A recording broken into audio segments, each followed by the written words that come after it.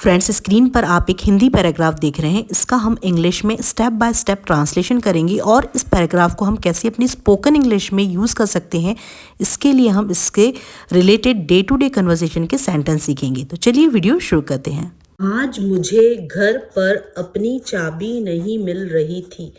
Friends देखिए, यहाँ पर आपको एक लाइन जो दिख रही है, मुझे घर पर नहीं मिल रही थी, ये एक एक्सप्रेशन है, इंग्लिश एक्सप्रेशन है, जिसका मतलब होता है, जिसे हम इंग्लिश में लिखते हैं आई कुड नॉट फाइंड। क्या लिखते हैं? आई कुड नॉट फाइंड।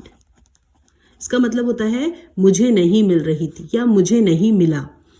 अब देखिए फ्रेंड्स, यदि आपको इस तरीके के स्ट्रक्चर्स मिलते हैं, आज मुझे घर पर अपनी चाबी नहीं मिल रही थी, टुडे के लिए, आज के लिए हम लिखेंगे टुडे, टुडे, मुझे के लिए आई, टुडे आई कुड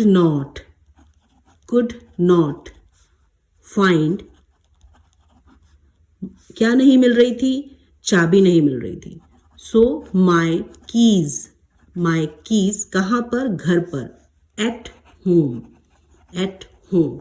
अब देखिए फ्रेंड्स, यहाँ पर एट प्रपोजिशन हमने इसलिए यूज किया है क्योंकि एट एक पर्टिकुलर जगह बता रहा है, एक फिक्स जगह बता रहा है कि घर पर नहीं मिल रही थी। ऐसे आप कोई भी पर्टिकुलर जगह की बात करेंगे, जैसे एट स्टेशन, एट स्कूल, तो वहां पर आप एक फिक्स प्लेस की बात कर रहे हैं, इसीलिए एट प्रपोजिशन आया है। So whole translation will be today I could not find. आपको ये वाला स्ट्रक्चर याद रखना है, मुझे नहीं मिल रही थी, क्या नहीं मिल रही थी? चाबी नहीं मिल रही थी। अब यदि ऐसा हो कि मुझे अपना फोन नहीं मिल रहा था, तो how we will translate it? I could not find my phone. मुझे अपना बटुआ नहीं मिल रहा था, I could not find my wallet. Speak after me, repeat after me. I could not find my wallet. मुझे अपना चश्मा नहीं मिल रहा था, I could not find my glasses. Multiple sentences आप बना सकते हैं इससे। मुझे अपना बैग नहीं मिल रहा था, I couldn't find my bag. अब देखिए, ये जो could not है, इसकी कॉन्ट्रैक्शन फॉर्म होती है could और एन एपोस्ट्रोफिस एस से टी लगाते हैं। इसे हम कैसे पढ़ेंगे स्पीड में? Couldn't, I couldn't find my phone, I couldn't find my wallet, I couldn't find my glasses, I couldn't find my bag. अब यदि आपको ऐसा कहना है, मुझे अपना चार्जर नहीं मिल रहा था, आई कुडंट फाइंड माई चार्जर। ठीक है, तो इसे अपनी स्पोकन इंग्लिश में इनकॉर्पोरेट करें। मुझे यह किताब नहीं मिली जिसे मैं ढूंढ रही थी। अब जैसे किसी चीज़ को हम ढूंढते हैं, वहाँ पर हम यूज़ करते हैं फ्रेजल वर्ब लुकिंग फॉर मतलब होता है ढूंढना, किसी चीज़ को सर्च करना। So I could not find the book I was looking for. मुझे बैठने के लिए एक अच्छी जगह नहीं मिली, I couldn't find a good place to sit. मुझे वह नहीं मिला जिसे मैं ढूंढ रही थी। ढूंढ रही के लिए हम क्या यूज करेंगे? Looking for. I couldn't find what I was looking for. So आप इससे अपनी स्पोकन इंग्लिश में सेंटेंस से बहुत सारे सेंटेंस आप यूज कर सकते हैं इस एक स्ट्रक्चर से, और स्पोकन इंग्लिश में इसे आप इनकॉर्पोरेट कर सकते हैं। मैंने सोचा कि शायद मैंने उसे टेबल पर रखा होगा, लेकिन वहां भी नहीं थी। ठीक है, अब देखिए फ्रेंड्स, आपको पहले इस वाले सेंटेंस के ऊपर फोकस करना है। ये देखिए, यहाँ पर स्ट्रक्चर है, मैंने सोचा कि शायद, ऐसा नहीं किया होगा। देखिए, ये स्ट्रक्चर ऐसा है, मैंने सोचा कि शायद, जैसे कि हम कहते हैं मैंने सोचा कि शायद मैंने अपना फ़ोन घर पर छोड़ दिया है, मैंने सोचा कि शायद वो मीटिंग भूल गई होगी, शायद उसकी बस छूट गई होगी, शायद वो मेरी किताब ले गया होगा, है ना, या मेरी बुक ले गया होगा। ऐसे सेंटेंसेस जो हम day to day spoken English में यूज़ करते हैं, कन्वर्सेशन में यूज़ करते हैं, उसके लिए सेंटेंस स्ट्रक्चर होता है आई thought I might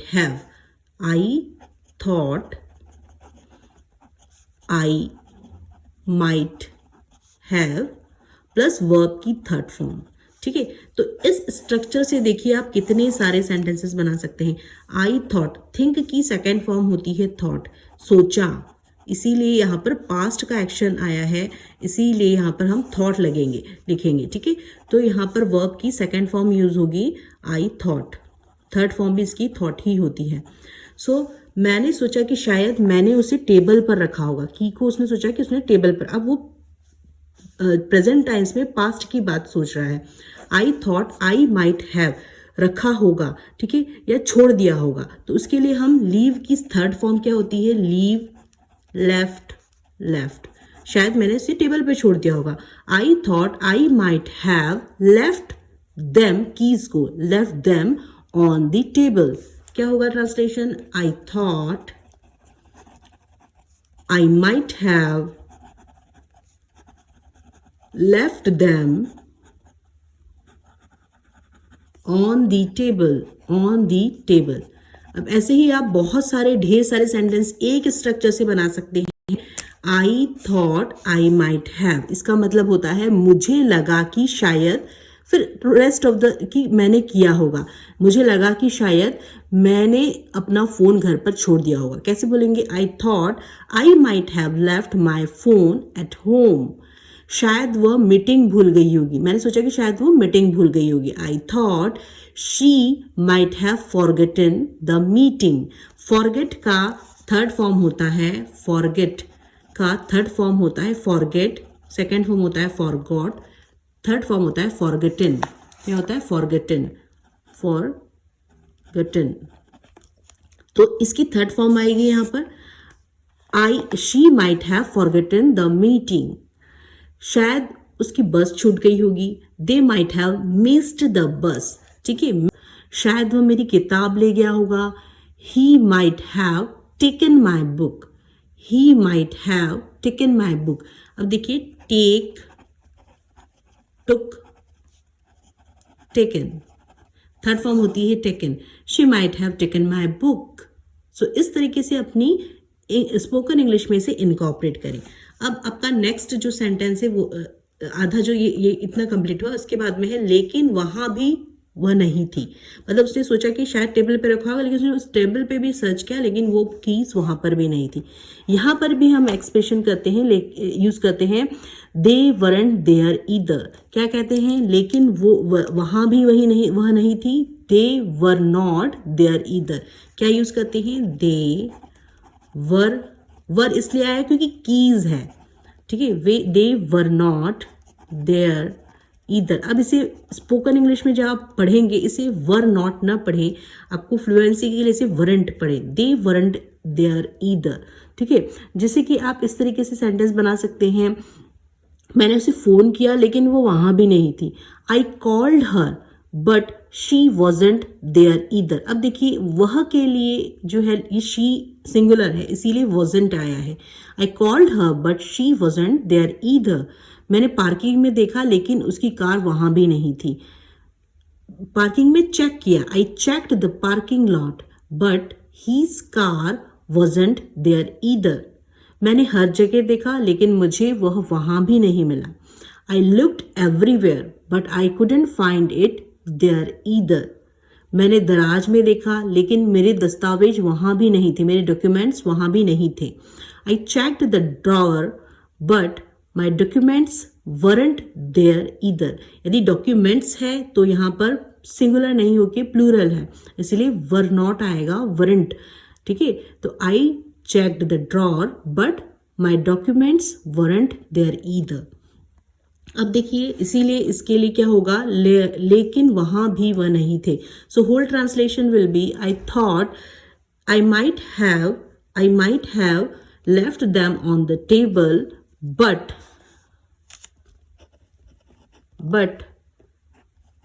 they weren't there either.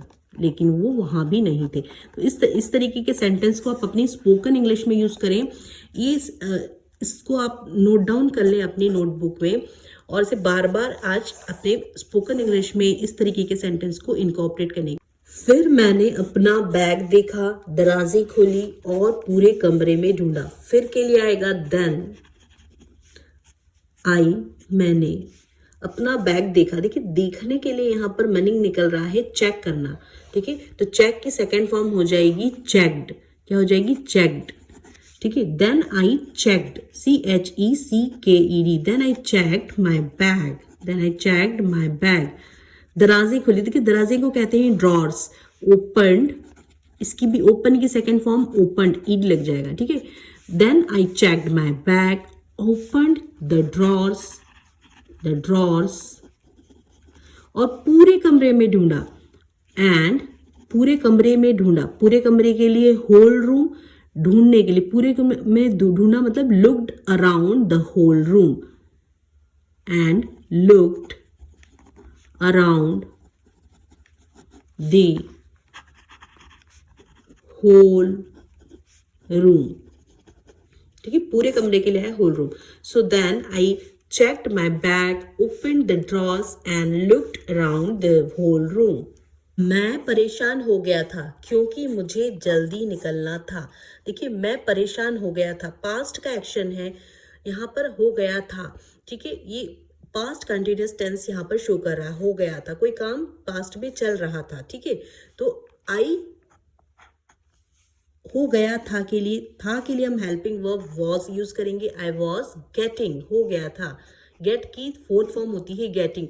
तो पास्ट कंटिन्यूअस टेंस में वॉज या वर्ब के साथ में हम लगाते हैं वर्ब के साथ में आईएनजी, ठीक है। तो आई वॉज गेटिंग, परेशान होने को हम कहते हैं वरीड।